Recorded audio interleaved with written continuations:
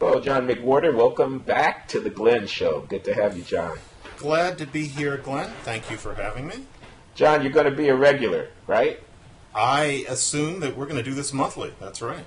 Well, we got That's to, the man. rhythm. Because otherwise, there would be no black guys at BHTV covering the black beat and talking about the black stuff. Well, there has to be that, even though for a while we were saying that there shouldn't. There has to be that black beat, and we should do it. And so here we are. It's funny because the black beat this week or this month is actually a white book. It's we have to do the Charles Murray book, don't we? Oh, wait. This is Black History Month, and you want us to do the White Underclass book. I mean, can you explain that? The way I would it's Black History Month, John, and we're doing the White Underclass book. What's up? Yep. I'm gonna explain it, and I'm gonna see if I can do it concisely, which is that Murray's book reanimates, in a way, the culture wars, and that the big question is whether the underclass's main problem is culture or economics. But the underclass he describes is white. Let me just say, John, excuse me, I'm sorry to cut in. This is Charles Murray's new book, Coming Apart, that has been widely discussed and reviewed and is out there for people to take a look at. I'm sorry, but I just wanted to get that on the record. We should do that. And it's been extremely widely reviewed. Yeah. Every columnist of note has discussed it. And this is Charles Murray, who first became famous for what was considered an anti-black argument about IQ and the efficacy of there being welfare policies at all. And now here he is. Last I checked, he was number 9 on the Times nonfiction bestseller list. Okay, and yeah, Black History Month, and yet it's a book about the white underclass, but it's really the same kind of argument. He doesn't mean that the black underclass is exempt from these points. And I think there's a larger point that we can hit later, which is that I think more and more we're talking about inequality rather than race. Okay, hold on just a minute, John, before you get into the guts of it. Charles Murray. So he's back on the bestseller list. Charles Murray, the political scientist trained at MIT in the 1970s, whose first big book was called Losing Ground, which was a sustained intellectual assault on the presumptions of the war on poverty, and who, as you say, became very famous in the mid-1990s, 1994, the publication of his book with Richard Herrnstein, The Bell Curve, which argued that differences at the individual level in intelligence and in IQ were a stubborn and important reason for inequality in American society, and which touched in that argument on differences between blacks and whites in intellectual abilities, which he argued at least partly were genetically determined. So this is Charles Murray, the libertarian. He has other books out there that are less famous, but who is now back on the bestseller list with this argument about social inequality and values in American society, which you are about to describe. Thank you for allowing me to get that in. Go on. That was a beautiful summary of the book, and it's interesting that he's a very good writer. He is also somebody who I would say is very smart, and I mean he is saliently intelligent. I've also heard him speak. He's an almost strangely fluent speaker as well. And the book has serious flaws, but the main thing that will come away from it is that the punditocracy has mostly said that he, in making his argument that there's been a cultural shift among people who you would call members of the underclass, is ignoring the fact that low-skilled jobs that used to be easy for people of that part of society to get have moved away, and that therefore it's harder for people to have coherent cultural habits given how difficult it is to find really sustaining employment. And I understand those criticisms. I myself think that those criticisms are neglecting the intricacy of Murray's argument. And I think that they're neglecting that the economy matters, but culture matters as well. And I've read you saying similar things about the idea that culture can matter, or at least that the economic arguments that people like William Julius Wilson of Harvard make, that factories moving away mean that a community goes to pieces, are oversimplified, right? Yeah, I guess I do think that. I think that the straight-line argument, jobs, no jobs, good behavior, no good behavior, when there's no jobs, you're going to get bad behavior, period, causally determined in just that way, is oversimplified. I think that not allowing for the existence of I don't know, patterns of value, belief, practice, habit, and so on that vary across different communities and that might change over time. Not allowing for that and assuming that everything is materially determined by economic conditions, everything is determined by the economy, I think that that's a mistake intellectually. But I do worry about the political consequences of overemphasizing culture, which tends to de-emphasize the ability for us to do anything through public policy about the problems. Those, it seems to me, just to be complete this point, that those are two distinct things. It's one thing to observe that values, habits, belief, and cultural artifact are significant. It's another thing to conclude from that because they're significant, there really isn't anything that straight old-fashioned public policy can do about some of the problems of inequality. And I believe that if, to the extent that Murray takes that view, which he does take, that I can't endorse that. And you're absolutely right that when it comes to solutions, maybe old Murray's idea was that we need to let go of institutionalized welfare programs. That's not what he says this time. But his solution is equally weak. He's saying that we, people who are part of an elite that he very carefully delineates in terms of income and culture, are responsible for preaching to this underclass good old-fashioned values such as marriage and industriousness, which apparently we, the elites, have stopped preaching to the underclass because we're under the influence of countercultural ideals, which to us are a superficial fashion statement, but which when we allow people of different social station to adhere to, ends up destroying their lives. And of course, that has nothing to do with reality. This group of people would not listen to people like us doing this preaching, for one thing. And I think it's an oversimplified analysis of what the elite constitutes anyway. Yes, there's a solution problem. This is a very old argument. I mean, this goes back to Dan Quayle and Murphy Brown. Do you remember that? Well, maybe no one remembers that. He didn't like that she was so easy about being a single mother. This is the 1992 presidential election. This is George Herbert Walker Bush trying to get reelected. He ends up losing to Bill Clinton. Dan Quayle is his vice president, who was a senator from Indiana and who famously, Lloyd Benson, in the vice presidential debate in 1988 said, because Quayle tried to compare himself to Jack Kennedy. Yeah, Senator, I knew Jack Kennedy. Jack Kennedy was a friend of mine, Senator, and you're no Jack Kennedy, this line. This is the same Dan Quayle. That killed his career right there. Exactly, made a buffoon out of him. But during the 92 election, Quayle had the temerity to criticize a Hollywood television performer for portraying a character who was going to have a baby out of wedlock in a popular sitcom. Okay, that was Murphy Brown. And this produced a firestorm of kind of cultural war argument about whether or not it really was harmful for a popular TV show to portray an independent single woman who elects to have a baby without a husband.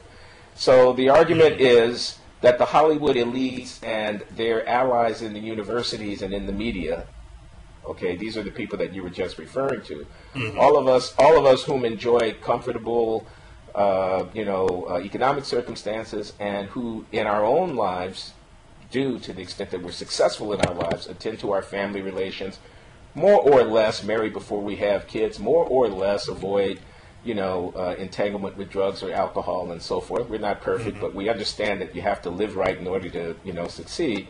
Nevertheless, endorse a kind of relativistic, value-free posture when we talk about the public issues, and that in doing so, we really impair people who are less well off than we, and who, if you will, can't afford, to take 6 months out and go to rehab, or, can't afford to recover from the kind of mistakes that a less well-off person might make if they don't follow the value prescriptions of, how do you get ahead in America, this kind of argument. So I'm just saying, Murray and others have been saying this for 20 years. That's the only point I'm trying to make. Yep. And I think that for all the flaws that you can find in his analysis, I find myself stuck with this simple image, and I want to know what you make of this, and maybe I'm being oversimplified too, which is that you can find this in even William Julius Wilson's books about when work disappears, and his very sympathetic depiction of the problems that the black underclass has. You can find this in less consulted work by people who would not consider themselves people on the right, such as Lawrence Mead, who's a political scientist at New York University. It's very simple. If you look at men in these communities today, since roughly the 80s, you often find that they really do have a different attitude towards even available work. And this isn't to criticize them, because culture means you do what you know. You do what you've seen. But William Julius Wilson will depict a man who will say, I don't want to take that job because it will require getting up too early. And none of us want to get up that early, but let's face it, his grandfather wouldn't have said that. Or you'll find people, white and black, in surveys in the 80s, interviewed young men who are out of work who will tell you, oh yeah, we could get jobs. We know where they are. It wouldn't be that hard. And their grandfathers, and we know this from employment statistics from that far back, and even their fathers would have said, well, you take what you can get. There is a difference there, and I don't know whether you want to call that culture or any number of other things, but that's what policy needs to address. I think it can be changed. But does that ring a bell with you, that there is an attitudinal difference? Well, of course there's an attitudinal difference. I don't know if I would put it quite that way. I mean, so for example, I'm not going to respond directly to you, but I'm going to try to respond metaphorically. So let's take we need to extend unemployment coverage debate. Okay, so the Congress just recently has made progress on passing, and the President has said as soon as it gets to my desk, I will sign it. Legislation that will help to provide relief for unemployed workers by extending the number of weeks that the federal government, through the unemployment insurance in the states, will come to their assistance by providing money. Sure. Now, nobody is going to say, although it's true, to the extent that I tell an unemployed person that there's a check coming in the mail for relief, they have less of an incentive to go find a job. No. I don't think that that's an argument that you're going to hear very much in our politics today, although it's true. And I reckon that you might have been able to hear it, or a politician might have been, a little bit less at risk for saying it 50 years ago than saying it today. So there is definitely, in that sense, I'm trying to give an example, a shift in attitudes over time about the moral status of work, about the relative importance of individual responsibility versus, social insurance and all of that. Likewise, I expect that the prescription drug benefit, okay, this is the Bush, that is George W. Bush era, huge unfunded, liability on the government's part to help to underwrite the cost of pharmaceuticals for Medicare recipients. Would if you were to say to people, the nanny state can't take of everybody to the grave, if you were to take a kind of libertarian posture toward that you'd get less sympathy for that posture today, and that the elderly lobby would be all over you, and that the shrewd Democratic politicos, if you were to dare peep your head above, the foxhole and to say something like that about, many billions of dollars of federal largesse to a population, most of whom can probably afford to get by without it, you take a hit, and you might have been safe for saying something like that a while ago. In a way that you wouldn't have in 1950. Right. So, I don't know what all of that adds up to as this narrative that says we used to have a virtue that if only we could get back to, everything would be better. Because what I'm trying to say here is the unraveling of those more staid and conventional public attitudes is like the pulling on the string of a fabric. You unravel the fabric. I don't know that you can push it back together again. The modern world, with all of the changes of institution and politics and economy and so forth, is different than the modern world of the 21st century is different than the moral and political economic world of mid-20th century. And this politics of lament, oh, it used to be like this, if only we could, I'm not at all persuaded, because no one has told me how you get back to the world of the 1950s. I don't think there's any going back there.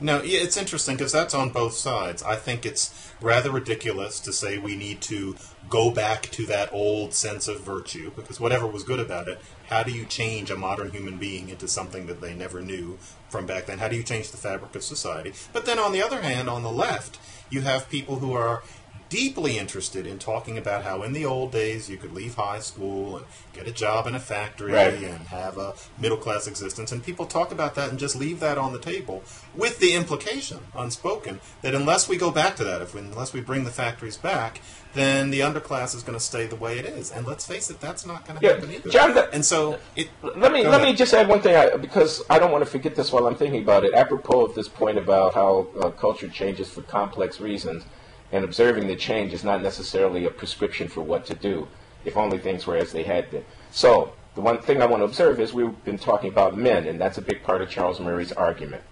What has happened to men? Okay, what has happened to their attachment to work? What has happened to their attachment to family?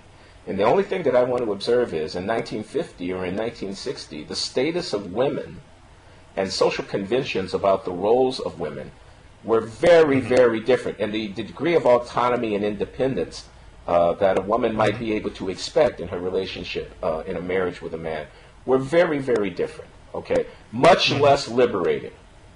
All right? So today, thankfully, I would say, there's more equality, not a perfect world, more autonomy, more choices, and so forth for women. Now, men's connection to work and to family is at least partly determined by the, enveloping set of norms and expectations associated with their relationships with women and with their respective roles. And so now that women have become more independent, more assertive, and more equal, that will have had consequences for the values and beliefs and practices and habits that will be reflected in the behavior of men.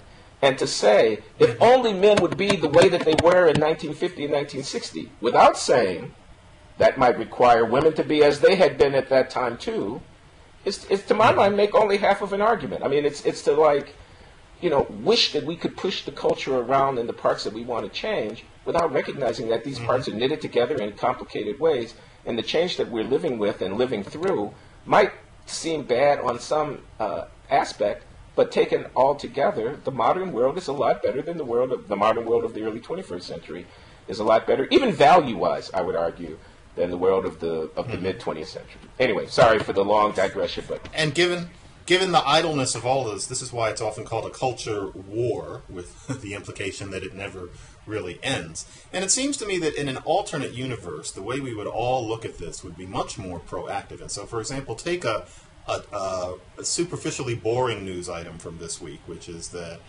the president has made a certain amount of leeway in making it so that underserved people can use community colleges as direct conduits to jobs that require a certain amount of training, but not a bachelor's degree. Now, we just kind of thumb by that as news in the boring realm of education. Very important. But the truth is that is the answer to this whole Charles Murray problem. We can't go back to the days of the factories. We can't give people the values of people with mustaches and three names 100 years ago, and 100 years ago wasn't really that good anyway. But how do you change these people's lives? And I think some of it is an information problem.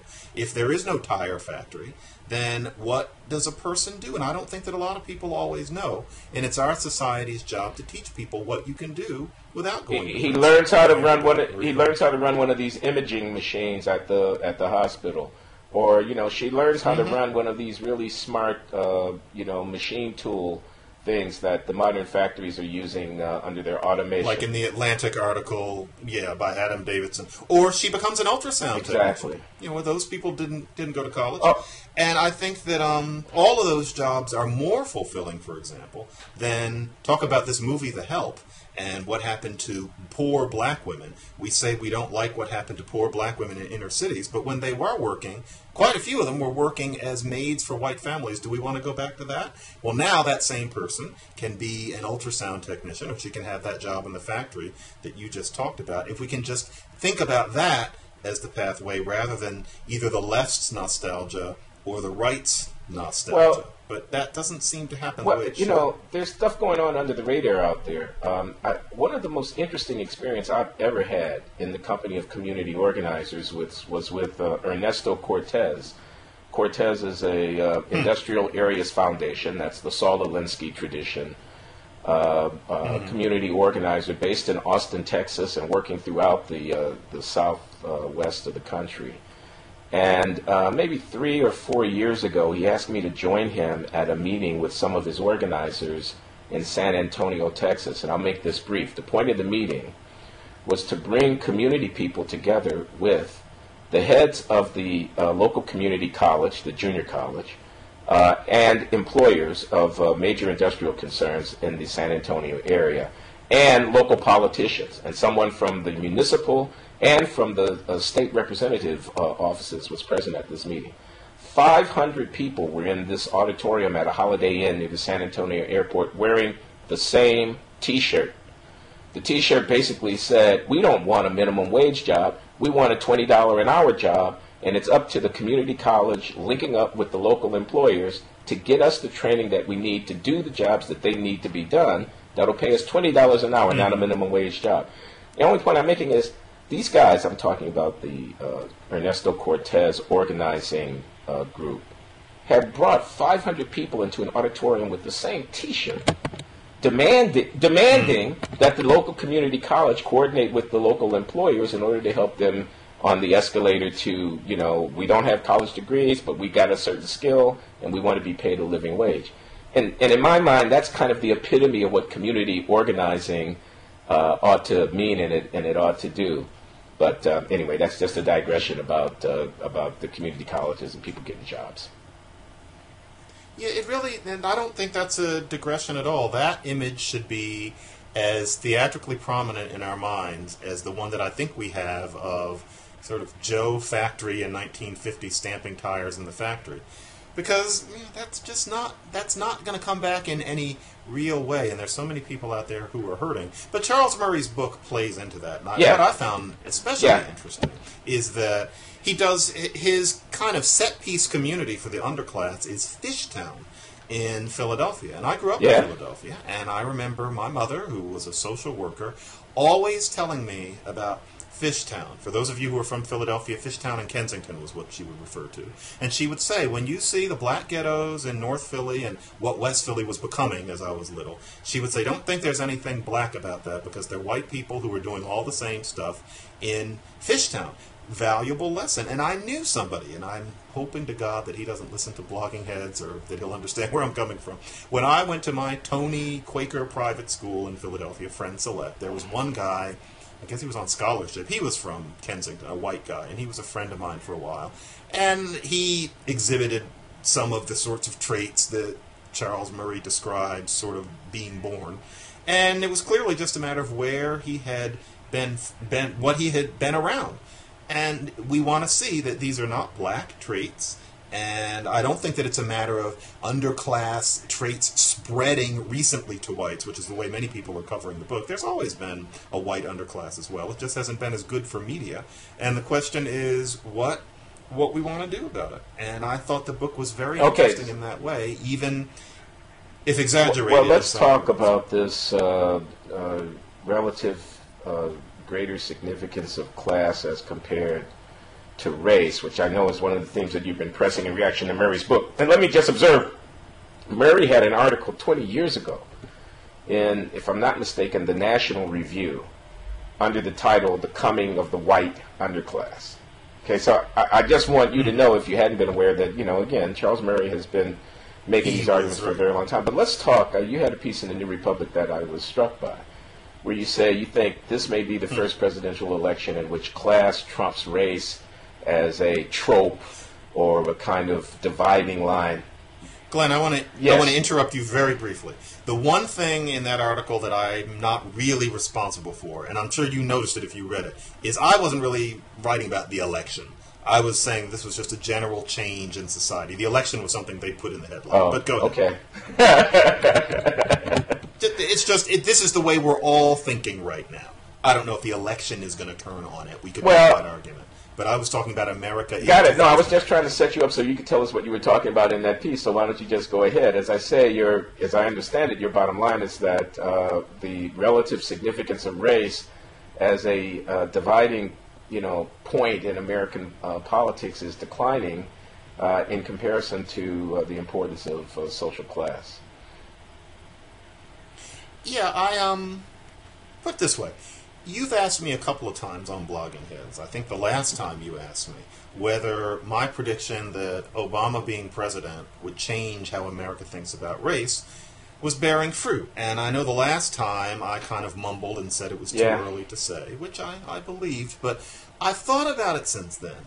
And 3 years in, I am noticing a change, and it's not the kind that there are no official milestones, it doesn't make news stories, but we're thinking about class lately much more than race in a way that I think is making most of the, what you might call race people, think in different ways. And I think we tend to associate this with Occupy Wall Street, but we could see that as symptomatic of a general change where, again and again, we are looking at things in terms of there being a segment of America that's got the short end of the stick.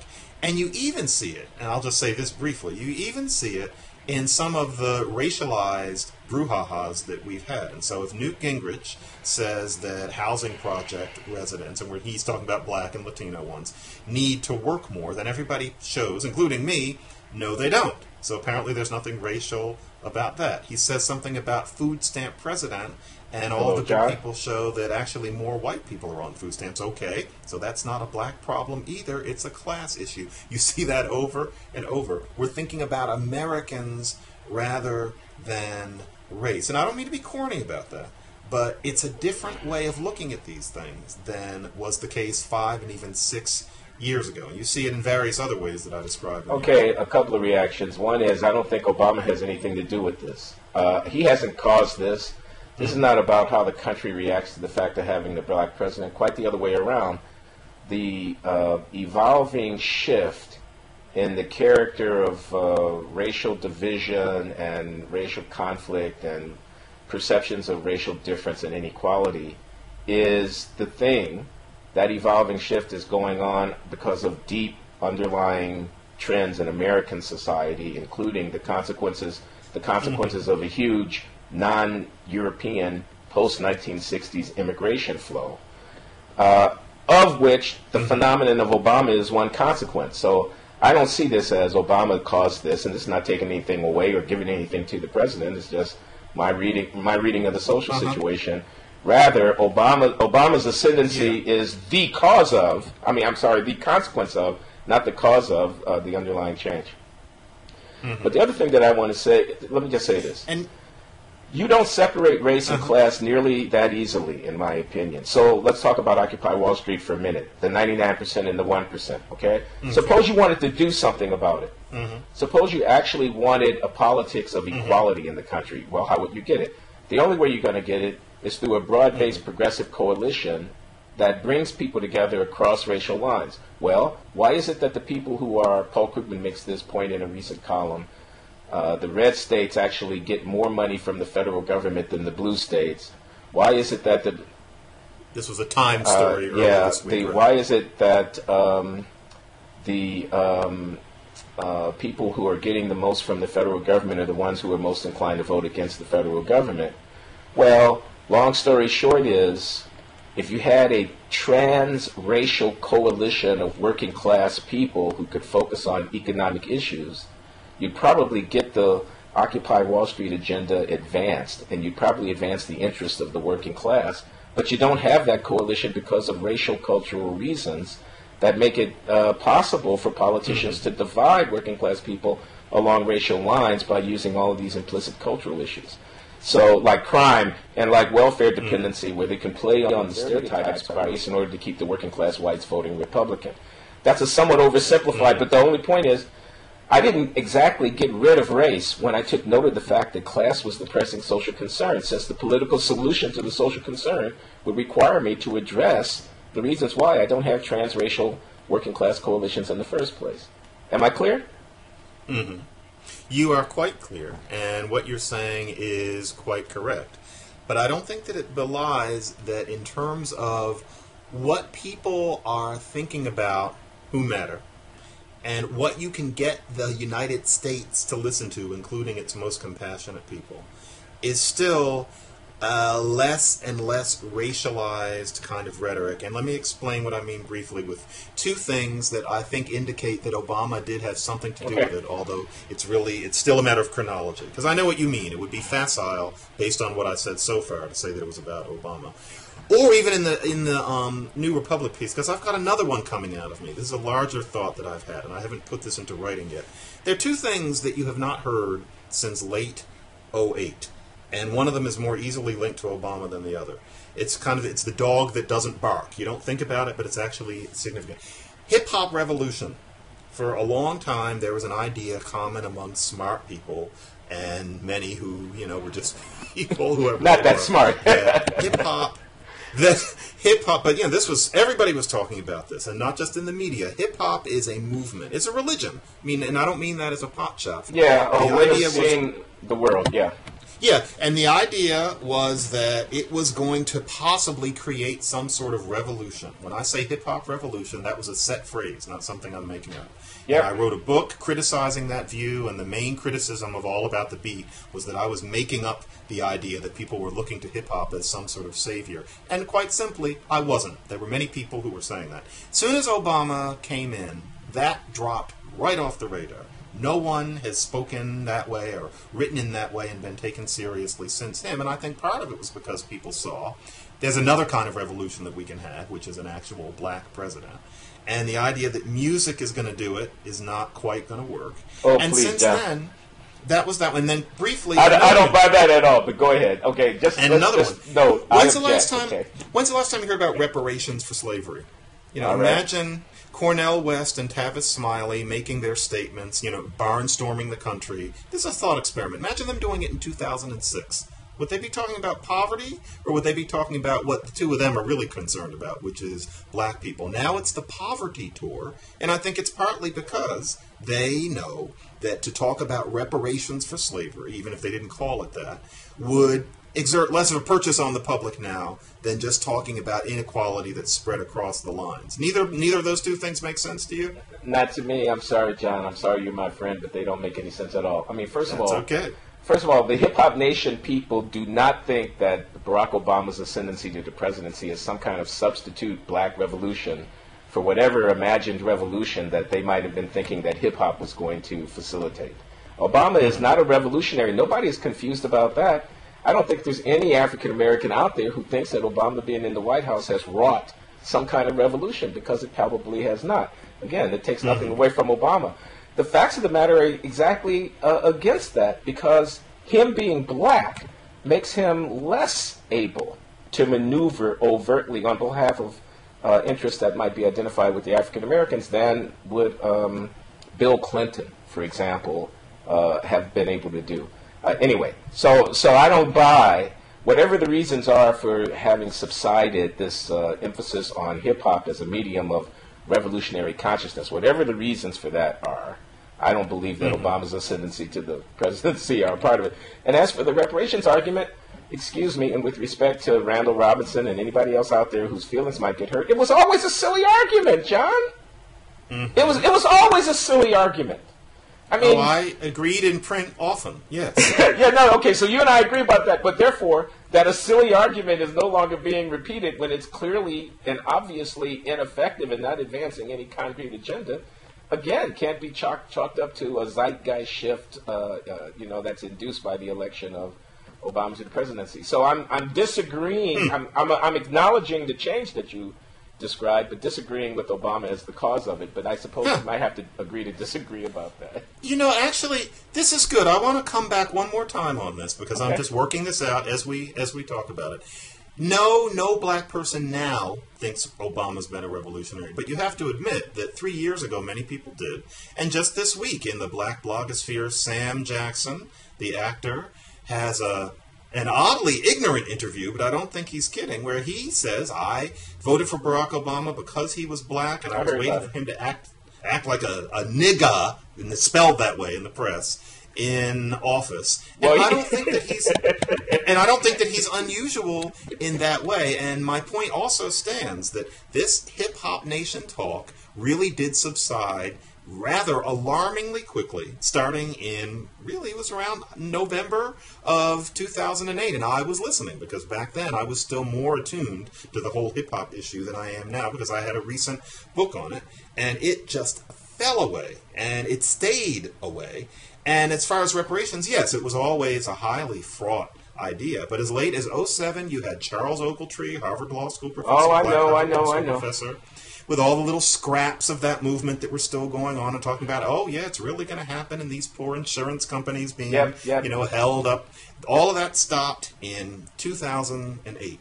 And I'm just wondering if that's an accident. I'm working it out in my head, but that's why I'm saying that year.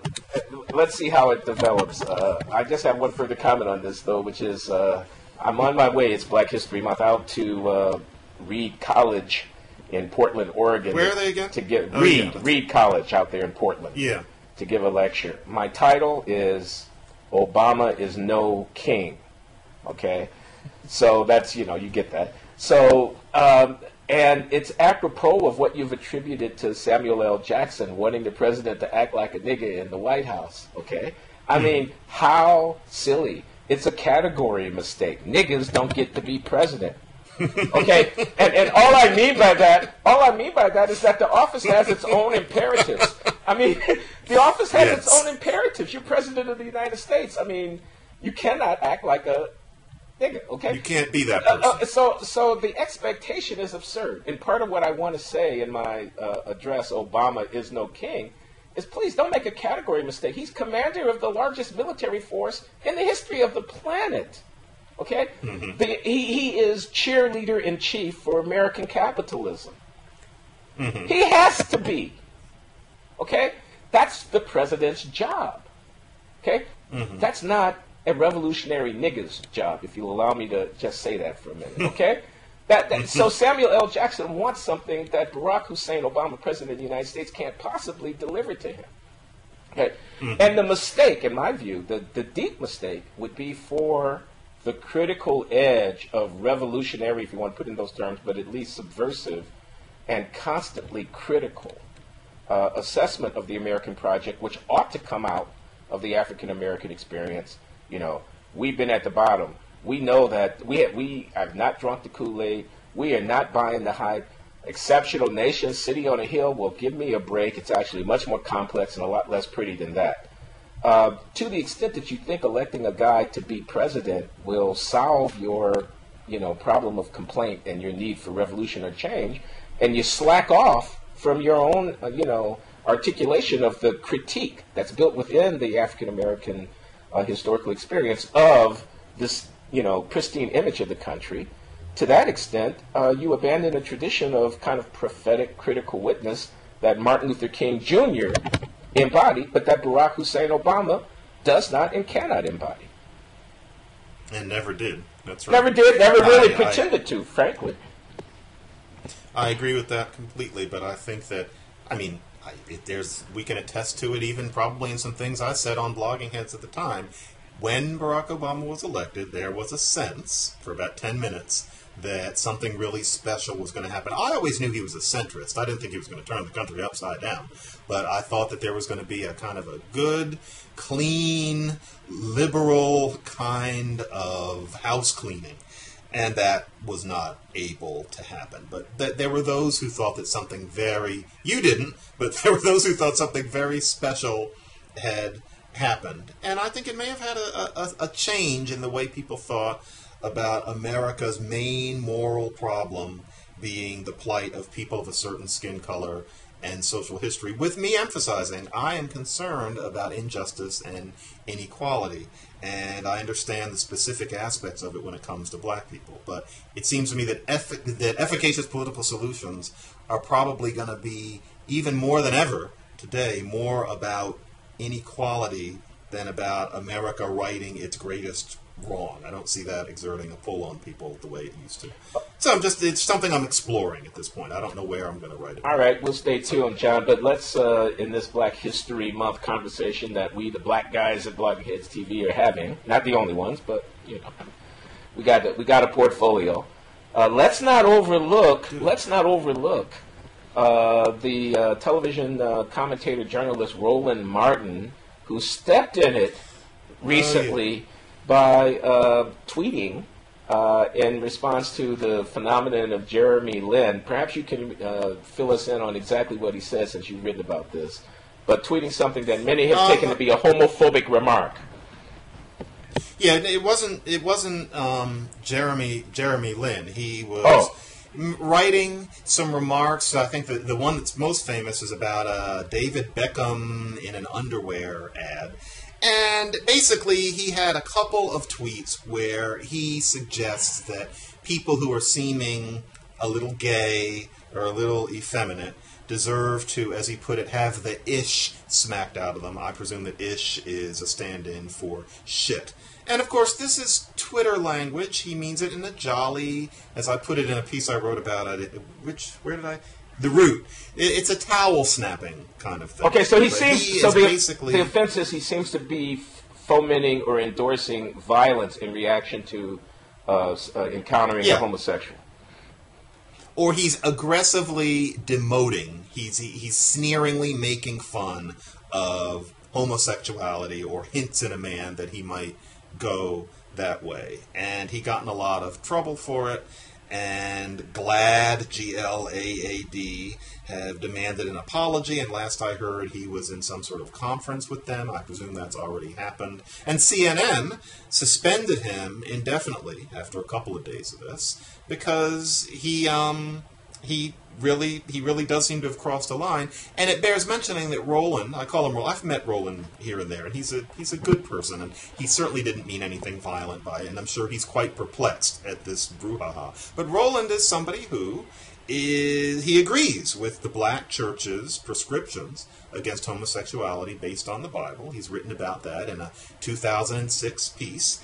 And so if you want to call that homophobia, that's a homophobia that I guess he would agree to, although he wouldn't call it that. And so he carries a certain attitude about what it is to be a real man. I don't know whether that's black or not. I suspect partly. But that's what happened to him. I'm sure he is completely baffled as to why he can't make jokes like that. But I think that something does need to be said about it. What do you think? Well, I'm not sure exactly what he said, so that would seem to matter. But what I know about it... Anybody wearing these pink pajamas, something along those... wearing a pink sweatsuit, needs to have the ish smacked out of him, was one. And then there was something about, I must admit, I haven't memorized these two, but something about David Beckham in the underwear, and it was also connected with soccer, and the idea that this was effeminate. And once again, something indicating that there needs to be a pop on the back of the head, something very sharply dismissive and mean. So I saw Charles Blow's column in the New York Times on this issue. And after I read it, I had my son, Glenn, the second, is a gay man, and we had an animated discussion about it, about the column, about Charles Blow's column, which was a critique of Roland Martin that began by saying that Charles followed Roland on Twitter and that he was, friendly with him and not unsympathetic to him, but that he had a problem with Roland's evident homophobia, and you can't make jokes about bashing gays because real lives are being ruined by violence against people because of who they are. So my son and I were having this. My reaction to the column was, without in any way endorsing the expression of homophobic idea or without in any way endorsing violence, I was disturbed by what seemed to be the kind of bullying and almost kind of politically correct police action, which Charles Blow was working on, because not only had Roland Martin violated the taboos that we rightly have against, calling people the F word, faggot, or against, this kind of homophobic thing, but it was also, in Blow's rendition offensive that Roland Martin didn't share the consensus view about the moral status of homosexuality. And this is what my son and I were debating and were arguing about. What I wanted to say about that was, whereas I'm perfectly happy that my son is out of the closet and wouldn't want him to be a repressed person, and I'm awfully glad that we live in a world in which my son, the gay man, Glenn Loury II, doesn't have to fear the same degree of discrimination and repression that he might have had to 20, 30, or 40 years ago. I still think it's entirely possible for somebody to be a decent person and a person who endorses human equality and to believe the biblical teachings or the traditions of moral restraint that have come out of the biblical teachings in the African American churches that are, affirming heterosexuality and encouraging people to avoid same-sex behavior. I don't believe that view, not a view that I share, is bigotry. Mm-hmm. I don't believe that it's bigotry. And what my son and I were arguing about was, how do traditions change? So we have many centuries of tradition in many cultures in which homosexuality falls under some manner of taboo. Now we live in the 21st century. Things are different and things are changing, but they change fitfully and slowly. What do we owe to each other in the process of traditions being changed? Mm-hmm. A kind of deference and respect for, and a kind of belief in the decent intentions of people who may not be where we are in the arc of moral transformation quite yet.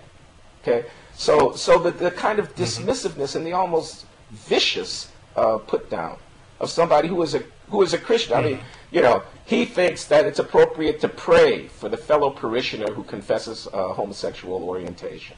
Pray that God would come into this person's life.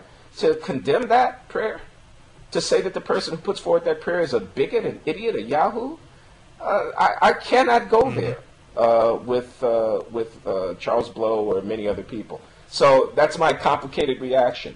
No brief or homophobic remarks, but asking for some forbearance as those in our society who may still cling to long evolved and developed conventions and traditional taboos, some forbearance, a little bit of of generosity towards such people as we fitfully work our way as a society through this transformation of our values. Yeah, it's kind of like you can develop a tolerance. Many people develop a tolerance for homosexuality by actually getting to know homosexuals. To think of religious people who have a religious aversion to homosexuality as somehow subhuman or absolutely incontestably backwards is easy until you actually get to know people like that and you realize that it's a way of being completely human and compassionate. If you read Roland Martin's piece from '06, which I had not until the other day, he talks about how in his church homosexual people are dealt with by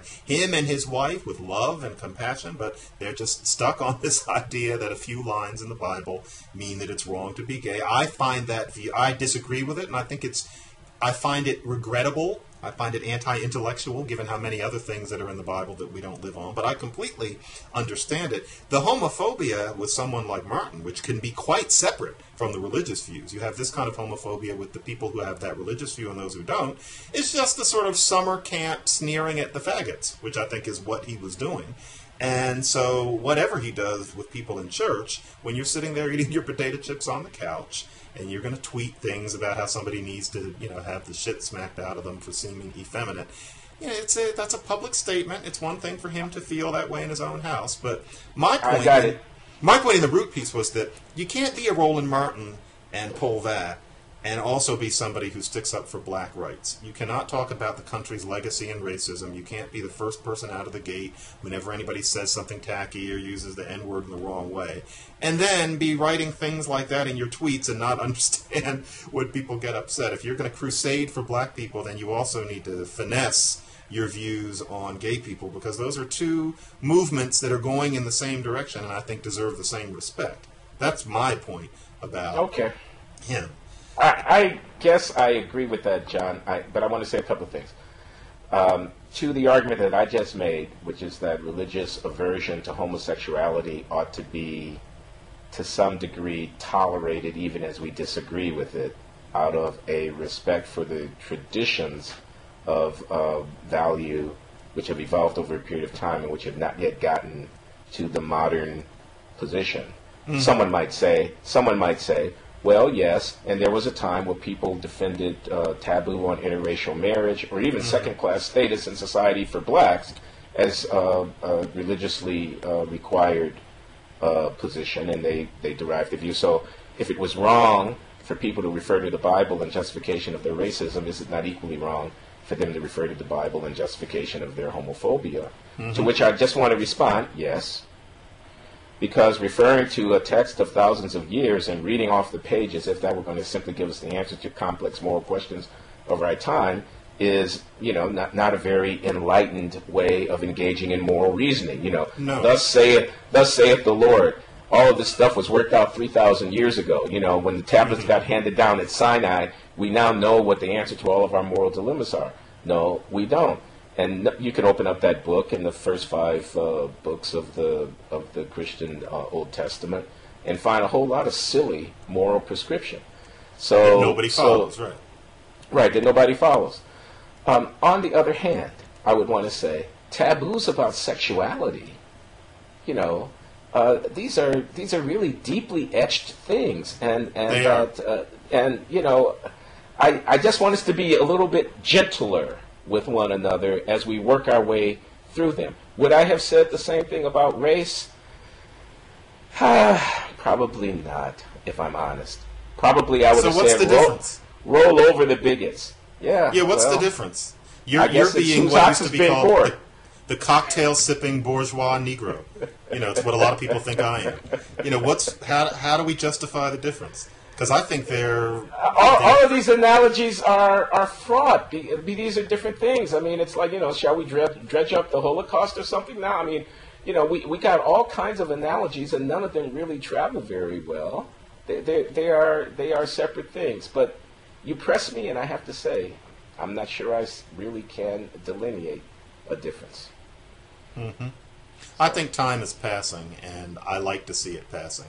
And generation by generation, these things change. And when it comes to gay acceptance, that's happening particularly quickly at this point. But yes, sexual taboos are powerful, and I think that a lot of the reason that people are so fond of those particular lines in the Bible as opposed to others is because of a more visceral feeling that there's something wrong with sexuality that isn't of a certain, typical, or numerically typical type. But we have to cut through it, and black people don't get a pass on holding on to that sort of thing, especially when they're college educated and nationally prominent and tweeting from their sofa. And okay, so let me ask you a going question. from there.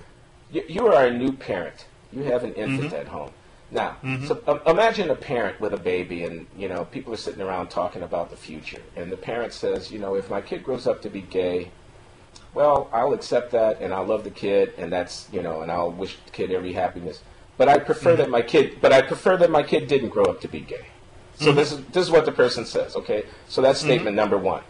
Statement number two is the person says, well, my kid is white. If they grow up to marry a black person, I'll get over it. I'll be okay with that. It'll be fine. I'll love my kid. But I really prefer that they didn't grow up to be a black person. Clever. Wow. Okay. Now, in my mind, those are not the same.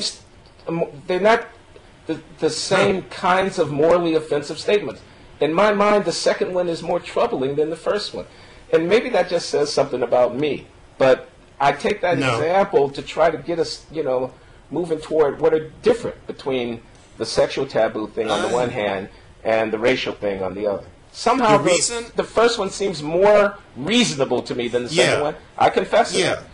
No, but that's partly just because of the progress of the movements. If anybody said the one about race today, it sounds like a kind of naked bigotry because interracial marriage is less and less of a big deal by generation. My wife is white, I am not, and the fact that we're different colors has nothing to do whatsoever with any experience that we have, any problems we have. That's the last thing. That is a very new business at this point. Yeah. Whereas, to tell you the truth, I can honestly say this. I had to make an adjustment, but I can honestly say that if some progressive but ordinary white person had said that in, say, 1976, and I didn't say 1956, but 1976, I would understand it. Yeah, they'd rather their child marry somebody white because it'd be inconvenient for them to marry somebody black. But whereas 20 years before, it would have been a nightmare in many ways. Yeah, I get that. And so in the same way, I know that it's considered a really nasty thing today to say I wouldn't have a problem with my child being gay, but I would rather they not be. But I'd openly say in the society that we live in today, although I think this is about the last 10 years, this would make sense, sure, it's inconvenient. You know, if you have a choice, I suppose I would rather my daughter grow up to be straight. But then again, by the time she's about 20, that statement probably won't have any meaning or justification. So it just depends on how far the social movement in question has progressed. As a matter of fact, you know, I would even say now, no, I'm going to revise that. Now, I wouldn't say that I care. If Dahlia were a lesbian, that is perfectly fine. I wouldn't have said that 15 years ago, though. It's where society is how these things matter. Yeah. So, yeah, I don't know. That's an interesting thought experiment, though. I'm going to keep that. So now what do we do with the person who fervently hopes that their child who is Jewish will grow up and marry a Jew and not a Gentile? Are they also bigots? Well, are they bigots of the same That's stripe? different. Well, exactly how is it different? Because there are so few Jews, and the idea is to keep the culture alive. So I would understand that. I mean, there are Jewish parents who feel that way, and I think you can feel that way without being a bigot. Now, if there were a whole lot more Jews, maybe it would be different. But they feel like they're a shrinking minority because in America, let's face it, they are. Wouldn't you feel that way? If it's bigotry for a person who is black to say of their kid, I don't want them to marry a black and not a white. Why is it not bigotry to say of a person of my religious faith and my cultural tradition that I want them to marry within the blood family of those who have descended from, you know, the forebearer? I mean, I don't understand why that's not racism. But it's not bigotry if a black person says it. I get it. Okay, exactly. Many black So I'm not arguing that the Jews are bigots. I'm trying to say that this definition of bigotry, which we are associating, say, with someone who asks that their child grow up to be heterosexual, or, say, with someone who asks that they grow up to marry another black person, needs to be interrogated. That definition of bigotry sounds a little bit too expansive, because if I took it seriously, it would also condemn many other practices which are widespread and are socially accepted. It's interesting. Well, yeah, but wait a minute. Which one of those statements do you consider to be possibly bigoted, or am I misunderstanding? Yeah, I was saying that the I wish my kid would not be homosexual was less bigoted than I wish my kid would marry within the race. But I was also saying that I wish my kid would marry in the race is a lot of people would think pretty bigoted, but seems no different from I wish my kid would marry within the ethnic ethno-religious organization. So I'm not sure where all of these relative bigotry judgments come out, but I'm just trying to complicate the And the fact that these things are so difficult is what I mean by saying that I think we might be seeing a general shift towards a look at inequality in general, as opposed to these lines that we're trying to draw, which get more and more difficult. And I don't mean to sound corny or premature, but I think we're getting to a strange point where it's more about America and its problems, and those problems will still be ones about inequality and injustice, as opposed to identity politics and the culture wars, which are all beginning to sound a little bit Ronald Reagan, Cheers on television, and pre-cell phone. And I think both you and I are in a position to be glad that a lot of those discussions are changing, because ultimately, after a while, they don't seem to go anywhere. And if anything, it's just good that we're starting on a new track, if we are. All right, John, I'm going to let you have the last word. Great conversation. Thanks for we hit an hour. Wow. Joining us here at The Glenn Show at bloggingheads.tv, and we'll catch up with you next month. Glenn, I'll see you in a month. So long, John. Good night.